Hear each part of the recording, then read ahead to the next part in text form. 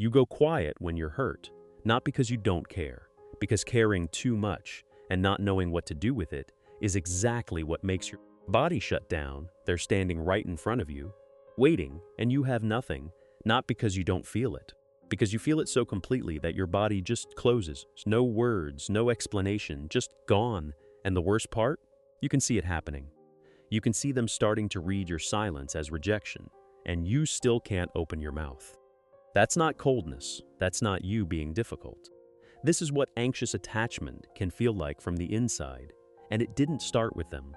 It started long before you ever loved anyone. Not a diagnosis, just a mirror. If this hits somewhere specific, stay with it. It happens before you decide anything. One thing lands wrong. A tone, a word, a look they didn't mean, or maybe they did.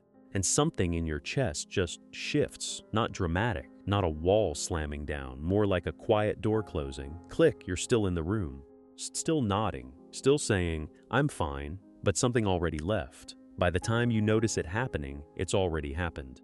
It feels automatic because it is. Psychologists call it the freeze response, not weakness, not avoidance.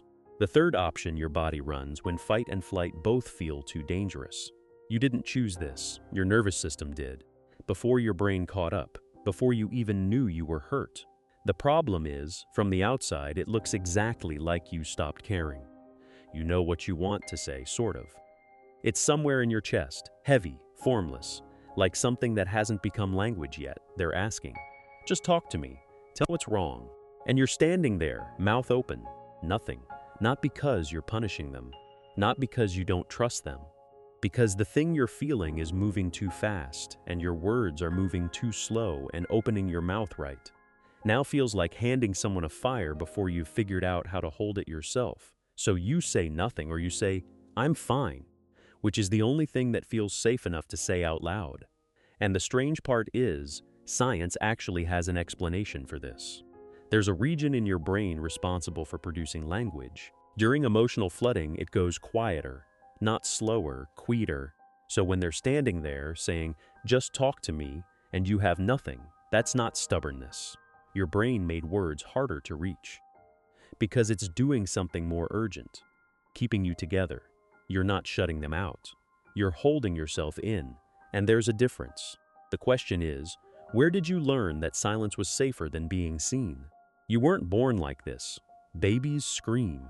Toddlers cry in the middle of grocery stores without a single thought about whether it's appropriate.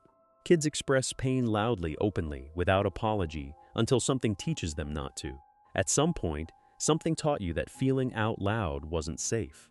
Maybe it was a home where emotions were treated like inconveniences. You cried. You got told to stop being so sensitive. Maybe you opened up to someone you trusted completely, and they minimized it, laughed at it, used it against you later. Maybe you were hurting, and instead of being held, you got lectured, ignored, made to feel like your pain was somehow the problem. So you adapted. You got quiet, not because you stopped feeling, because feeling out loud kept costing you something. That's where anxious attachment learns to hide its panic. Not with a decision, with a lesson. Silence keeps you safe. Silence keeps you whole. Silence keeps them from seeing the parts of you that got you hurt before, and your nervous system never forgot that lesson. It filed it away, and it pulls it out every single time something hurts, even decades later, even with completely different people, even with people who would never hurt you the way they did. You're not broken. Your nervous system learned the lesson so well, it never stopped using it. And that's what makes this so confusing. Because from the outside, silence looks empty. Inside, it's anything but. While you're standing there saying nothing, your brain is doing this. Did I cause this? Have I felt this before? What is this actually about? If I say something right now, will it come out right? Or will it make everything worse? It's not empty in there. It's the opposite of empty. You're stress testing every angle before a single word leaves your mouth.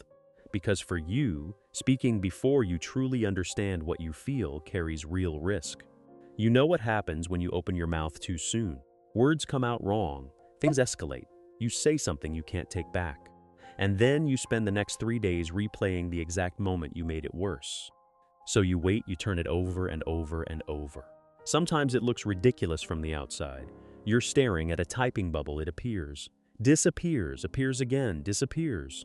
and somehow your stomach drops every single time, not because it's about the message, because your brain is trying to solve a question that feels much bigger than the conversation itself. Am I safe here? So you wait. You'd rather stay silent for an hour than spend a week wishing you hadn't spoken.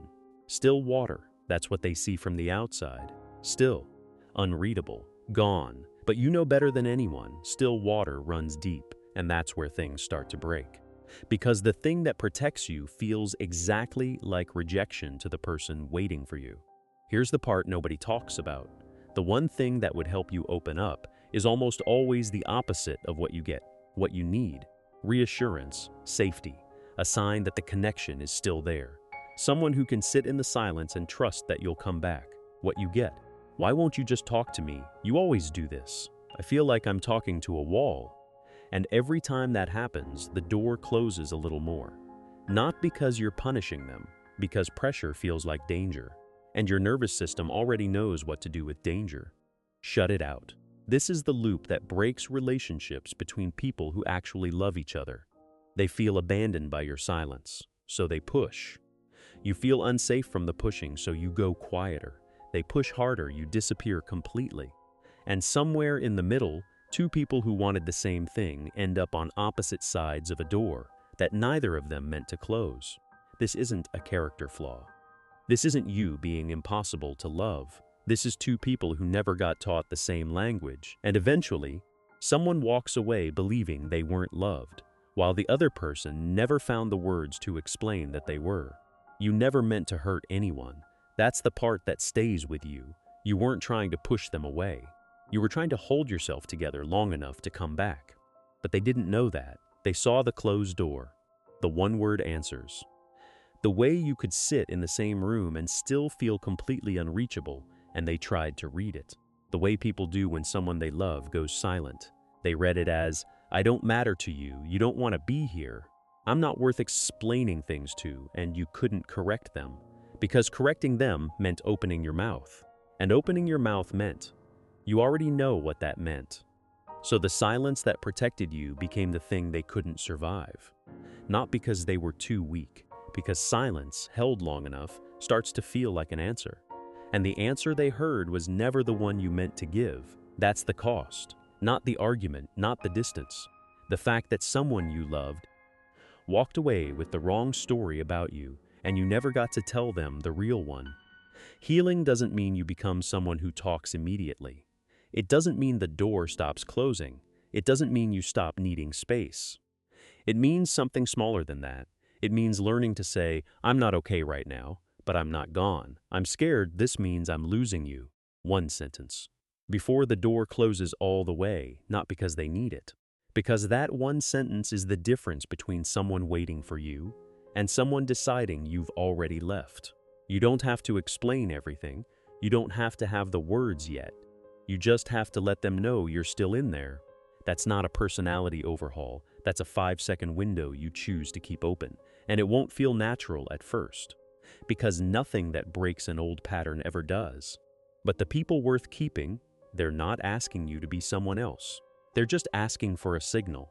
Still here, just processing, give me time, that's enough. That can be enough. You go quiet when you're hurt, not because you don't care, because you care so much that your whole body tries to protect it. That's not coldness.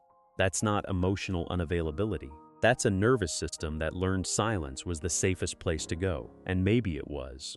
For a long time, it was. But the people who are meant to stay won't be scared of your silence. They'll learn to sit in it, to trust it, to wait for you to come back without making you feel like leaving was a crime.